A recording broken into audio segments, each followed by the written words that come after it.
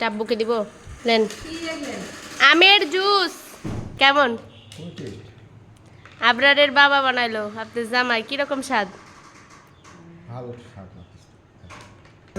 একটু দাও হয় এবার বিটি খায়া বলবি কিরকম হচ্ছে ই কেতুর মুখ কেরার মুখ টেঙ্গা লাগছে